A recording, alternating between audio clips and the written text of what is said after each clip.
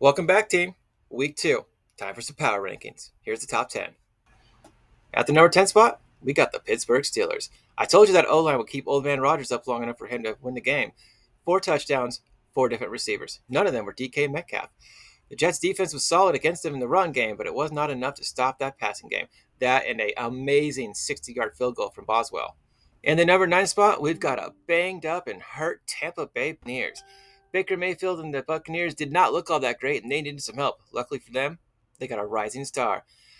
Emeka Ibuka, 4 catches, 67 yards, 2 touchdowns, helped save that team in a win against the Atlanta Falcons, earning them the number 9 spot.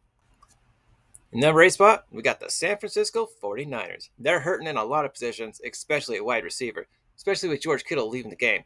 Brock Purdy's a little banged up, but I expect him to play. They won a close one against the Seattle Seahawks, and luck was kind of on their side, but expect them to get right as they get healthy moving forward. And in the number 7 spot, we got the Washington Commanders. 220 rushing yards. That's pretty amazing. 6 points scored against them. That's the fewest scored points against anyone week 1. How much of that is the Washington Commanders defense, and how much of that is the Giants sucking and having no offense whatsoever? Well, I think it's a little mix of both. That has earned them a spot at number 7. And in the number 6 spot, to no surprise, we got the Kansas City Chiefs. Let's face it, folks, they lost, but it's still Patrick Mahomes and the Kansas City Chiefs.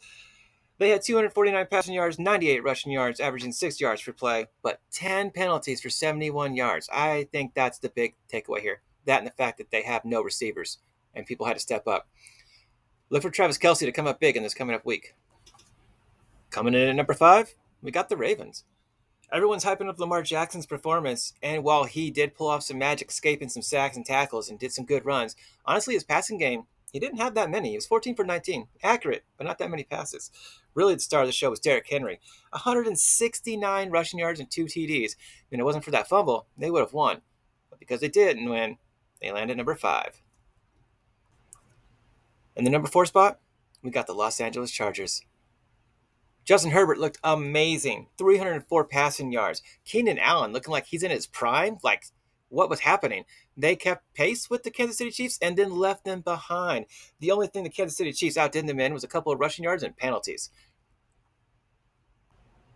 Coming in number 3, we got the Buffalo Bills. Josh Allen putting on an MVP performance, and if anybody says anyone else deserves Offensive Player of the Week, they're insane.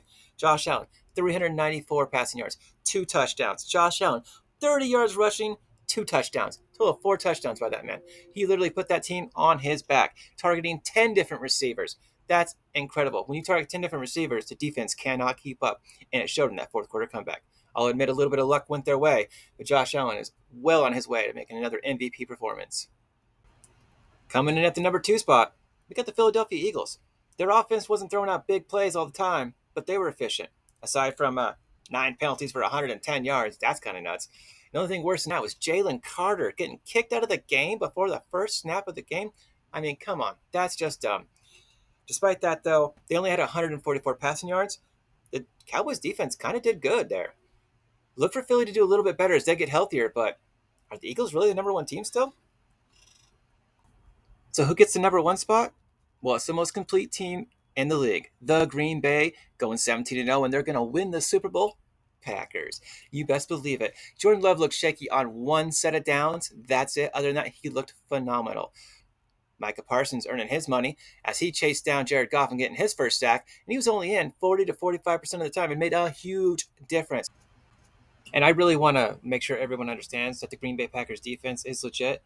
Their efficiency was spectacular. 46 rushing yards allowed.